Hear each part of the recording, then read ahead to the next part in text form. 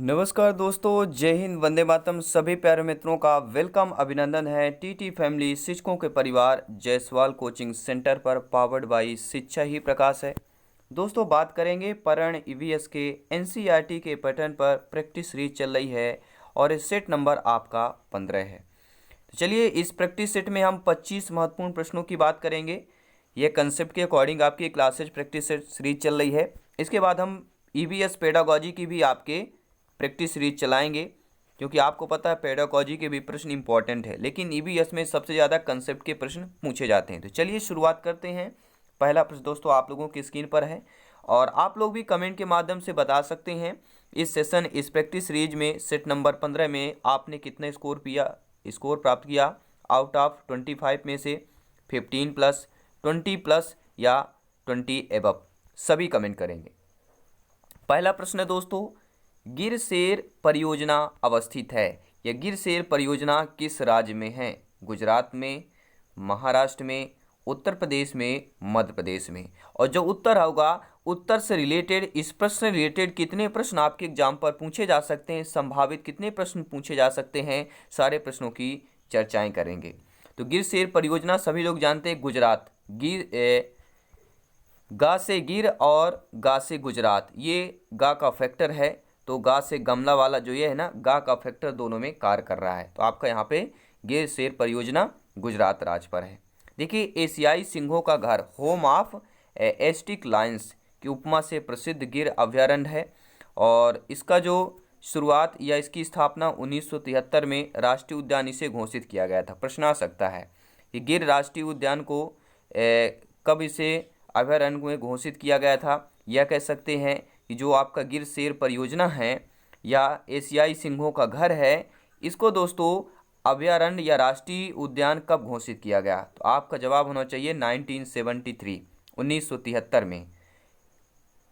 और इसमें गिर सिंह परियोजना में केंद्र सरकार की मदद से यह प्रारंभ किया गया था। प्रश्न भी आ जा सकता है अगर ज़्यादा डिफिकल्ट प्रश्न पूछा गया कि यह राष्ट्रीय उद्यान, गिर राष्ट्रीय उद्यान जो घोषित किया गया था किसकी मदद से? राज्य सरकार के, केंद्र सरकार से, या राज्यपाल की मदद से, या किसी और संस्था का नाम दे दिया जा सकता है। तो यहाँ पर केंद्र सरकार की मदद से यह प्रारंभ किया गया था। यह परियोजना गुजरात के जूनागढ़, अब देखिए ये भी प्रश्न आ सकता है, ठीक है, क्या प्रश्न आ सकता है कि गिर सिंह परियोजना गुजरात राज्य के किस जिले पर है? तो ये जूनागढ़ जिले में स्थित है और ये एकमात्र ऐसा उद्यान है जहां एशियाई शेर पाए जाते हैं। ये भी प्रश्न बनता है, एक ऐसा मात्र उद्यान जहां सिर्फ एशियाई शेर पाए जाते हैं, वह राष्ट्रीय उद्यान आपका गिर राष्ट्रीय उद्यान है। दूसरा प्रश्न है, आई होप आप लोग अच्छी तरीके से समझ पा रहे हैं। दूसरा प्रश्न है, कौन सी ग्लोबल वार्मिंग के लिए उत्तरदायी गैस है? Nitrogen, methane, carbon dioxide, sulphur. देखिए, ग्लोबल वार्मिंग की जब भी बात की जाती है, हम ऑप्शन नंबर किसकी बात कर रहे हैं? कार्बन डाइऑक्साइड, CO2 की बात कर रहे हैं। ये आपको ध्यान देना है। तीसरा प्रश्न है प्यारे मित्रों, सभी आप लोग भावी अध्यापक अध्यापिकाएं हैं, सभी का सपना है गवर्नमेंट जॉब पाना, गवर्नमेंट शिक्षक बनना, सभी का वेलकम, अभिनंदन है। हर एक सेशन, हर एक क्लासेज यहाँ पर इम्पोर्टेंट है, क्योंकि सिलेक्शन दोस्तों आपको पता है 101% श्योर एंड प्योर है, क्योंकि तैयारी आपके सिलेबस के अकॉर्डिंग चल रही है। तीसरा है सल्फर डाइऑक्साइड, SO2 का प्रदूषण निम्नलिखित में से किसके अत्यधिक वृद्धि होने का सूचक कहलाता है? शैवाल के अत्यधिक वृद्धि होने का, लाइकेंस का, ब्रायोफाइट या प्रोटोजोआ का? देखिए दोस्तों, सल्फर SO2 के प्रदूषण के बढ़ने का कारण या अत्यधिक वृद्धि होने का सूचक क्या होता है? लाइकेंस। ये आपको ध्यान देना है। लाइकेंस ऐसे पौधे होते हैं जो चट्टानों या पेड़ों की छालों पर उगते हैं। प्रश्न आ सकता है, चट्टानों और पेड़ों की छालों पर उगने वाले पौधे लाइकेंस कहलाते हैं। और यह समान वर्षा इनके लिए पोषक का कार्य करती है। जो समान वर्षा होती है इसके लिए बेनिफिट होता है, जिससे सभी पौधों के लिए होता है। कोई अधिक बारिश होता है, किसी को कम बारिश चाहिए, लेकिन ये समान वर्षा में अधिक इसका पोषक कार्य होता है। और यदि वर्षा में वायु प्रदूषक विशेष रूप से सल्फर SO2 जो अम्लवर्षक के रूप में पाई जाती है, ये लाइकेंस को हानि पहुंचाती है, इसलिए इनको सल्फर डाइऑक्साइड के प्रदूषण के संकेत के रूप में लिया जाता है। आई होप सभी प्यारे मित्र ने इस क्लास को लाइक कर दिया होगा। बहुत बहुत धन्यवाद सभी साथियों का, सभी शिक्षक बंधुओं का। बात करेंगे दोस्तों अगले प्रश्न की कि फूलों की घाटी कहाँ पर स्थित है? जम्मू कश्मीर, हिमाचल प्रदेश, सिक्किम, उत्तराखंड। तो सभी जानते हैं फूलों का जब भी नाम किया जाता है तो किसकी बात करते हैं, फूलों की। आप ये बताइए कि सबसे ज़्यादा इसमें पहाड़ देखिए जम्मू कश्मीर भी है, लेकिन सबसे ज़्यादा जो है उत्तराखंड की बात करते हैं। उत्तराखंड में पहाड़ है और पहाड़ पे चलने में क्या होती, सांस फूल जाती, ये आपको ध्यान देना। सांस कहाँ पर फूल जाती है, उत्तराखंड के पहाड़ों पर चढ़ने पर सांसें फूल जाती हैं, अर्थात फूलो घाटी कहाँ है, उत्तराखंड पर, यह आपको ध्यान देना है। और उत्तराखंड के किस जिले पर है, तो चमोली जिले पे, यह हिमालयी क्षेत्र में पाई जाती है, ये भी आपको ध्यान देना है। और यूनेस्को ने इसे विश्व धरोहर स्थल में शामिल भी कर लिया है। पांचवा प्रश्न है, इनमें से कौन सा गैस ग्रीन हाउस गैस प्रभाव के लिए सबसे ज़्यादा उत्तरदायी है, ऑक्सीजन यानी O2, CO2 carbon dioxide, nitrogen या हाइड्रोजन। देखिए ग्रीन हाउस गैस प्रभाव के लिए सबसे ज़्यादा जिम्मेदार है। देखिए जब भी सबसे ज़्यादा की नाम बात करते हैं एक ही नाम आता है, आंख बंद कर CO2 की बात करते हैं, कार्बन डाइऑक्साइड की बात करते हैं। छठवां प्रश्न स्क्रीन पर है, इनमें से कौन सा सामान्यतः वायु प्रदूषक नहीं है, hydrocarbon, sulphur dioxide, carbon dioxide, nitrous oxide. तो सभी लोग जानते हैं, क्या जानते हैं कि हाइड्रोकार्बन हो गया, आपका सल्फर डाइऑक्साइड हो गया, कार्बन डाइऑक्साइड होगी, ये तीनों समानतः वायु प्रदूषक हैं। लेकिन नाइट्रस ऑक्साइड जो है यह वायु प्रदूषक नहीं होती है। नाइट्रस ऑक्साइड इसको सामान्यतः लाफिंग गैस के रूप में जाना जाता है। यह अम्लीय वर्षा एसिड रेन के लिए भी जाना जाता है और इसके अतिरिक्त इसका उपयोग निश्चेतक यानी कि एनेस्थीसिया के रूप में किया जाता है। यह रॉकेट में ऑक्सीकारक के रूप में प्रयोग किया जाता है। किसकी बात कर रहे हैं, नाइट्रस ऑक्साइड की बात कर रहे हैं। सातवां प्रश्न है, स्वास्थ्य को संकट में डालने वाला सबसे गंभीर वायु प्रदूषक कौन सा है, किसकी, स्वास्थ्य को संकट में डालने वाला सबसे गंभीर वायु प्रदूषक, sulphur dioxide, carbon monoxide, ozone या नाइट्रस ऑक्साइड। देखिए सभी लोग जानते हैं कि आपका नाइट्रस ऑक्साइड नहीं हो सकता है, लेकिन स्वास्थ्य को संकट में डालना आपका सल्फर डाइऑक्साइड हो सकता है, अर्थात हम फर्स्ट ऑप्शन की बात कर रहे हैं। आठवां प्रश्न दिया गया है, सरिस्का राष्ट्रीय उद्यान दोस्तों कहाँ पर स्थित है, पश्चिम बंगाल, गुजरात, राजस्थान या असम। ठीक है, अगर आपको पता है तो नीचे कमेंट बॉक्स में अपना अपना कमेंट फीडबैक जरूर बताएं। तो सरिस्का राष्ट्रीय उद्यान दोस्तों सभी लोग जानते हैं यह राजस्थान पर स्थित है। अगर ये प्रश्न आ गया कि सरिस्का राष्ट्रीय उद्यान राजस्थान के किस जिले पर स्थित है, तो अलवर पर है। ठीक है, सरिस्का राष्ट्रीय उद्यान राजस्थान के अलवर जिले पर है और इसे 1958 में वन्यजीव अभयारण्य घोषित किया गया था। तो सरिस्का राष्ट्रीय उद्यान को कब वन्यजीव अभयारण्य में घोषित किया गया था, 1958 में घोषित किया गया था और 1979 में टाइगर रिजर्व के रूप में प्रोजेक्ट टाइगर में है शामिल किया गया था। नौवां प्रश्न है दोस्तों, फसलों पर DDT आपने पढ़ा होगा, इससे संबंधित बहुत प्रश्न हमने कर लिए हैं। फसलों पर DDT का छिड़काव किस प्रकार का प्रदूषण उत्पन्न करता है। अगर फसल पर हम DDT का छिड़काव करते हैं तो इससे किसका प्रदूषण होता है, वायु तथा मृदा, फसल तथा वायु, मृदा तथा जल, वायु तथा जल। देखिए DDT का जब छिड़काव होता है तो वायु और मिट्टी दोनों पर मिलता है, ये सभी जानते हैं। ठीक है, तो मृदा और जल पर आ जाएगा, वायु पर नहीं होता क्योंकि छिड़काव पौधों पर होगा तो पौधे पर वायु पे ज़्यादा मिश्रण नहीं होता, यह मिट्टी और जल पर यह मिश्रण होता है। तो सी ऑप्शन यहाँ पर सही हो जाएगा। और DDT एक क्लोरीन युक्त कार्बनिक कीटनाशी है जो लगभग गंधहीन, स्वादहीन, सफ़ेद किसली ठोस होता है। यह जल विरोधी पदार्थ है जो जल में लगभग अविलेय होता है, जल में नहीं मिलता है किंतु लगभग कार्बनिक विलायकों में विलेय होता है, जो कार्बनिक विलायक होते हैं उन पर मिल जाता है और मृदा द्वारा अवशोषित यह कर लिया जाता है और जीवित जीवों के लिए हानिकारक होता है। और मुख्यतः सभी को बता चुके हैं कि जल और मिट्टी को यह प्रदूषित करता है। DDT का पर्यावरण पर, इन्वायरमेंट पर बहुत बुरा प्रभाव पड़ता है, विपरीत प्रभाव पड़ता है। इसके दुष्प्रभावों को देखते हुए विश्व के बहुत से देशों ने इसे प्रयोग को करना प्रतिबंध भी कर दिया है। बात करेंगे अगले प्रश्न की, इनमें से कौन से ईंधन से सबसे कम पर्यावरण प्रदूषण होता है। तो सभी लोग जानते हैं हम किसकी बात कर रहे हैं। देखिए डीजल, केरोसिन, कोयला, इन तीनों में बहुत ही ज़्यादा अत्यधिक मात्रा में प्रदूषण होता है, लेकिन हाइड्रोजन में बहुत ही कम मात्रा में होता है। तो हम ऑप्शन नंबर सी की बात करते हैं। अब बात करेंगे दोस्तों अगले प्रश्न की। टोटल 25 प्रश्न करेंगे, जी हाँ, और सभी को फ्री में नोट्स PDF फाइल मिलने वाला है और हम क्लासेज में आपको बताने वाले हैं। अगर आपको नहीं पता कि आपको फ्री नोट्स PDF फाइल कहाँ पर प्राप्त होगा, तो क्लास को कंटिन्यू देखते रहें, क्योंकि हर एक क्वेश्चन हर एक सेशन इंपॉर्टेंट है, क्योंकि सिलेक्शन यहाँ पर सर्वोपरि है। बात करेंगे दोस्तों अगले प्रश्न की कि जल में प्रदूषक में मौजूद लोहे और मैंगनीज को किसके द्वारा नहीं हटाया जा सकता है? निस्पंदन लगाकर किए गए ऑक्सीकरण के द्वारा, क्लोरीनीकरण के द्वारा, आयन विनिमय की प्रक्रिया के द्वारा, या चूना सोडा प्रक्रिया या मैग्नीज जियोलाइट की प्रक्रिया के द्वारा। तो जल में जो प्रदूषक के रूप में मौजूद लोहा होता है और मैग्नीज जिसके द्वारा नहीं हटाया जा सकता वह है क्लोरीनीकरण के द्वारा। अगला प्रश्न देख लेते हैं दोस्तों, निम्नलिखित में से कौन सबसे ज़्यादा ठोस अपशिष्ट उत्पन्न करता है? कृषि, न्यूक्लियर पावर संयंत्र, उत्पादन उपयोग या पैकिंग उद्योग। इनमें से सबसे ज़्यादा ठोस अपशिष्ट, देखिए ठोस अपशिष्ट की बात कर रहे हैं, अपशिष्ट बहुत सारे होते हैं, गैसीय अपशिष्ट होता है, ठीक है, और तरल भी होता है, ठीक है। तो सबसे ठोस अपशिष्ट हमारा क्या होता है? उत्पादन उद्योग अपशिष्ट उत्पन्न करता है। ठोस अपशिष्ट कृषि क्षेत्र, एग्रीकल्चर सेक्टर, उत्पादन उद्योग, सीवेज क्लज, म्यूनिसिपल गॉर्बेज आदि से उत्पन्न होता है। सबसे अधिक मात्रा आपकी जो उत्पादन होता है उद्योगों द्वारा यह ठोस अपशिष्ट होता है। 13वां प्रश्न है, वायु प्रदूषण सूचक के रूप में इनमें से कौन काम आता है? शैवाल, फफूंद, विषाणु, लाइकेन। सभी कमेंट करेंगे। देखिए दोस्तों, वायु प्रदूषण सूचक के रूप में इनमें से कौन काम आता है? तो वह आपका लाइकेन। ये आपको ध्यान देना है। किसकी बात कर रहे हैं? लाइकेन की बात कर रहे हैं। लाइकेन से संबंधित हम इसके पहले पढ़ भी चुके हैं। तो वायु प्रदूषण सूचक के रूप में जो काम आता है वह हमारा लाइकेन कहलाता है। अगला प्रश्न दोस्तों दिया गया है, प्रश्न क्या पूछा जा रहा है कि निम्नलिखित में से किस ग्रीन हाउस गैस में सर्वाधिक ऊष्मारोधी क्षमता होती है?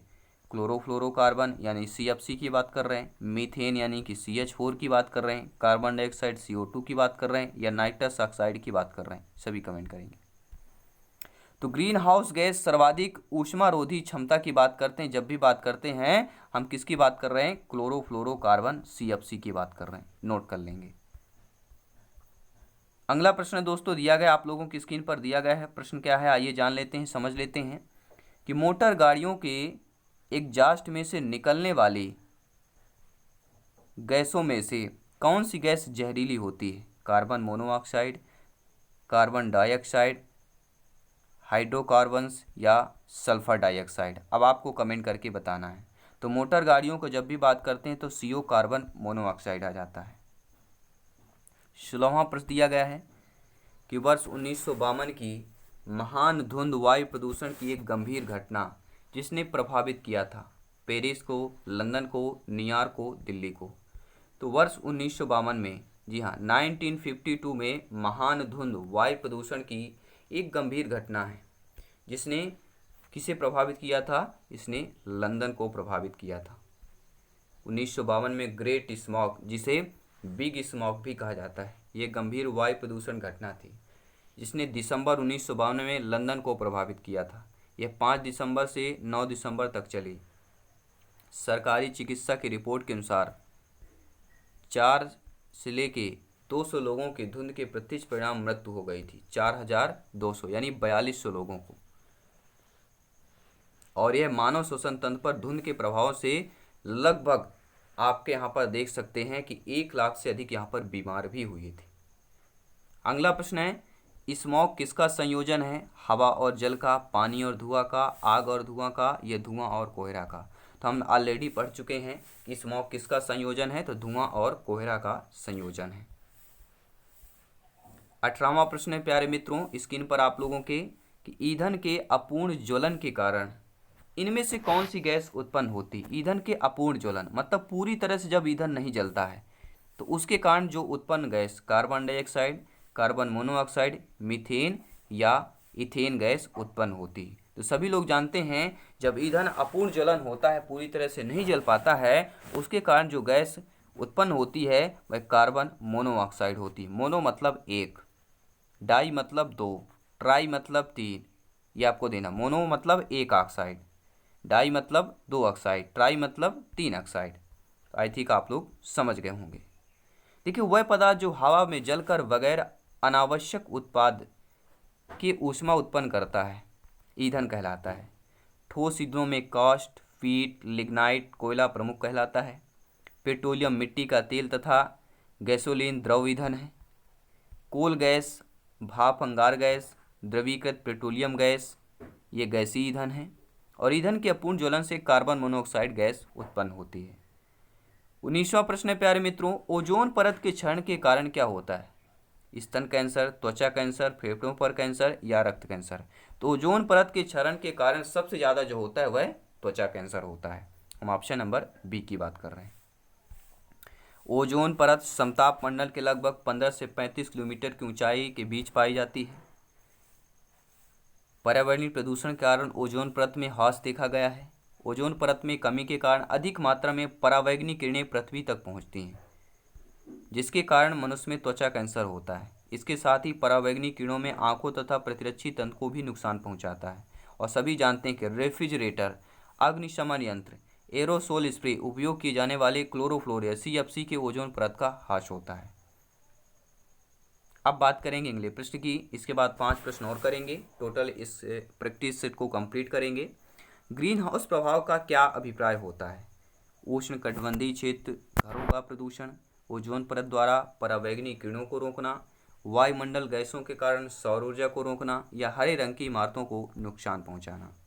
तो ग्रीन हाउस प्रभाव का जो अभिप्राय यही होता है कि वायुमंडल गैसों के कारण सौर ऊर्जा को रोकना। सी ऑप्शन सही हो जाएगा। और सभी जानते हैं ग्रीन हाउस गैसों में कार्बन डाइऑक्साइड और मीथेन प्रमुख है।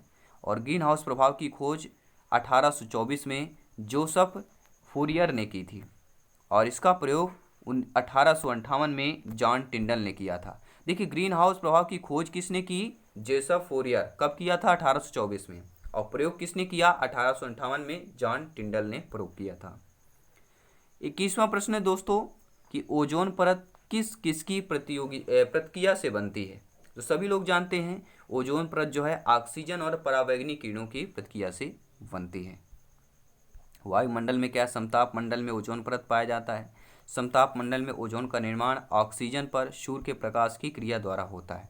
और ये जो आपका डिफिनेशन दिया गया है संक्रियाएं आप यहाँ पर देख सकते हैं। अब बात करेंगे अगले प्रश्न की। दोस्तों, समताप मंडल में परावैंगनी विकिरण को किसके द्वारा अवशोषित किया जाता है?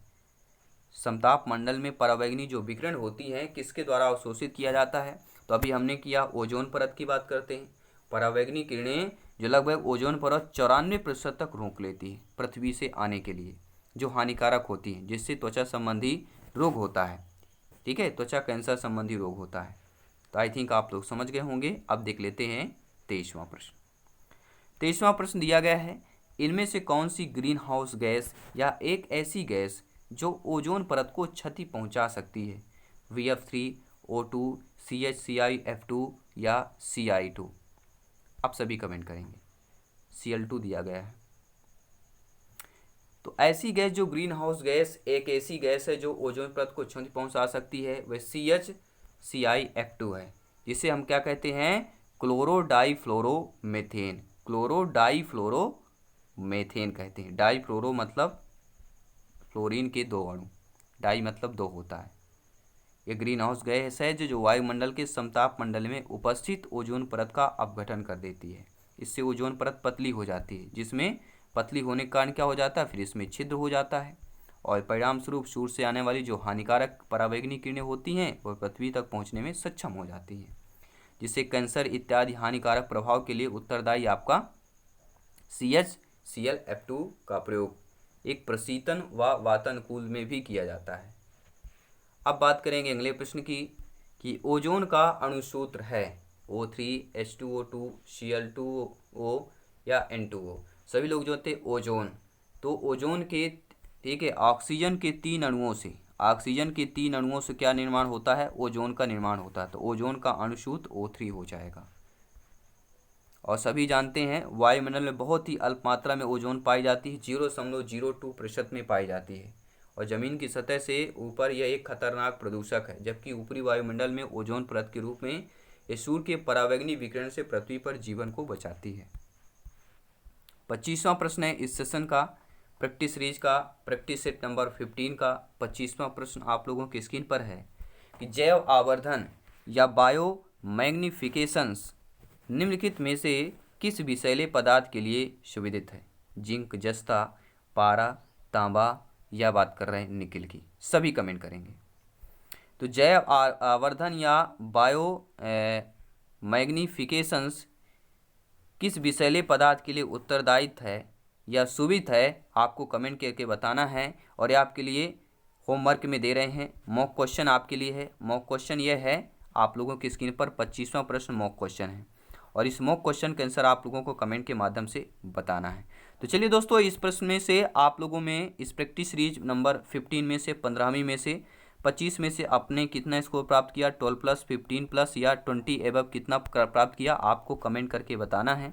ये क्लास आपको कैसी लगी फीडबैक करके जरूर बताइए। और हर एक क्लास हर एक सेशन ज्वाइन करने के लिए पूरी तैयारी, आउट ऑफ 150 में से 125 प्लस स्कोर प्राप्त करने के लिए, प्रिपरेशन को बेहतर करने के लिए, सिलेक्शन को चांसेज बढ़ाने के लिए ज्वाइन करते रहें, विजिट करते रहें। सभी मित्रों को जय हिंद, वंदे मातरम, धन्यवाद सभी का।